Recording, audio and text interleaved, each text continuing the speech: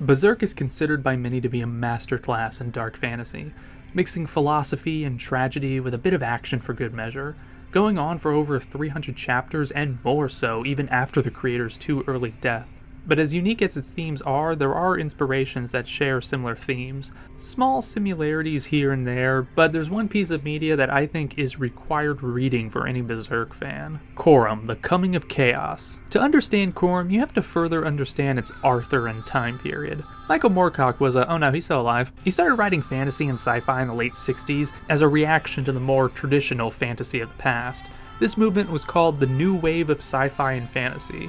Whereas the worlds of The Lord of the Rings were peaceful until disrupted by evil, Moorcock's worlds had evil in them to begin with, helping to pioneer dark fantasy as a genre. Whereas Conan was the tan barbarian brute, Moorcock liked to write characters that were frail and weak. He wrote extensively in an overarching multiverse called the Eternal Champion Saga. In fact, he's even credited with using the term multiverse in fiction. Corum was written somewhat early in his career in 1971, but still serves as a somewhat middling sweet spot. His most popular work would be Elric of Melniboné, the story of an albino prince who discusses the philosophical side of his world with ongoing adventures. But afterwards he wrote the Hawkmoon series, featuring more traditional sword and sorcery action themes. But afterwards came Corum, being somewhat of a middle, having deep philosophical thought and a good chunk of action, which would be a perfect description of Berserk, a blending of philosophy and action.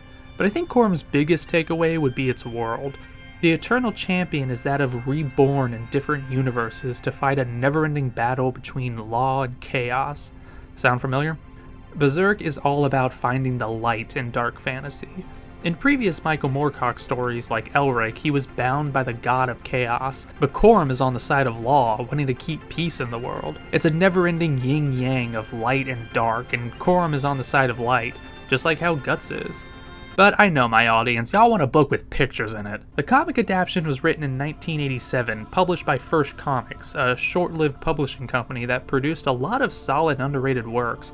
It was adapted by Mike Baron, one of the lead writers on Punisher, and drawn by Mike Mignola, the creator of Hellboy. I didn't even know that while writing this. The artwork is just beautiful, watercolors of scenery along with Mignola's signature high contrast design. It's a match made in heaven.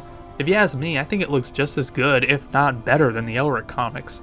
It adapts the first trilogy of books, and they were going to follow it up with the others, but they only adapted one before First Comics went under. But how's the story itself? On another plane of reality, the races Vadhag and Nagrag have never known war over 1,000 years. One day, Corum's father is having trouble communicating with the other planes, and sends Corum out to contact the other Vadhag, but discovers it's been destroyed by the Madim, a race of human barbarians who thought the Shefenhau demons. Corum runs back to a Nagrag castle to see it's also been destroyed. Realizing what's happening, he runs back to his family castle, but it's too late. The Madim have slaughtered his whole family, leaving him the last of his own race. Filled with rage, he tries to attack them right then and now, but it's for naught. The Madim capture him and sever his hand and gouge out his eye. Yep, that's where it comes from. Later on, he's taken to a Madim castle on the ocean, but it's okay, they're one of the good ones. They've been so isolated, they'd never known how to fight. And he also meets his future love, Rellena. But the Madim come back to attack, but Corum can still fight on his own, with one arm. Rellena uses sorcery to summon her dead husband and crew to ward off the attack, in exchange for them to take her. Corum, not taking any of this, goes with them, and later is met by Shkuladron, lord of all that is head in the sea. He explains to him that the cosmic balance of law and chaos are off. In exchange for Rellena, he'll kill the Chaos God, the Knight of the Swords, and take his heart. Skul gives him the Eye of Rin and lets him see the dead that he has slain, and the Hand of Quill that allows him to grab them and bring them to his plane to fight for him. So yeah, I think we kind of lost the Berserk motif a while ago. Maybe you could say the Sea God reminds him of the Giant of the Sea, but I don't know. There's definitely an overarching similarities with the idea of an eternal champion doomed to live forever, and of course, not being able to control your own fate. Elric is Moorcock's most well-known character, and for good reason. He's cool, he's nihilistic, he's edgy, he's a heartthrob. But Corum exists on the opposite end, in a more optimistic light. It ends on a much happier note. Corum is a fighting machine just like Guts, but he also hates to do it. I think that can summarize Berserk in a good way. Guts is violent but also has a heart. He works through it. Like Corum, he has a much softer side. It's what makes Berserk special. Dark fantasy, but it can be lighthearted.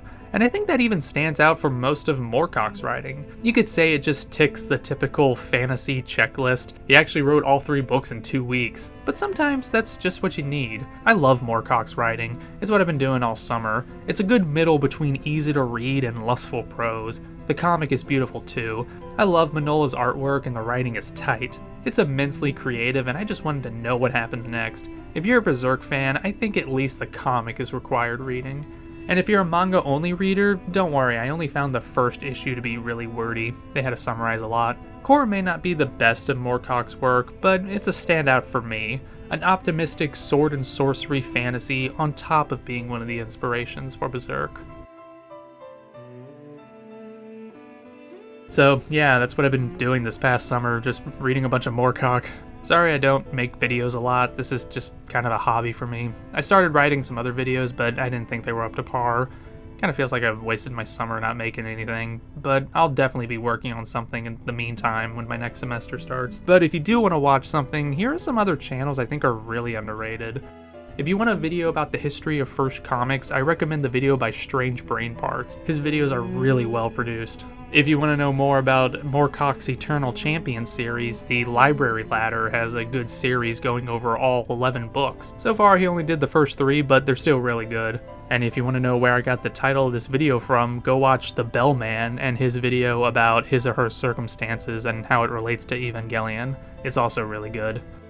So yeah, go watch them, because I'm gonna be a while.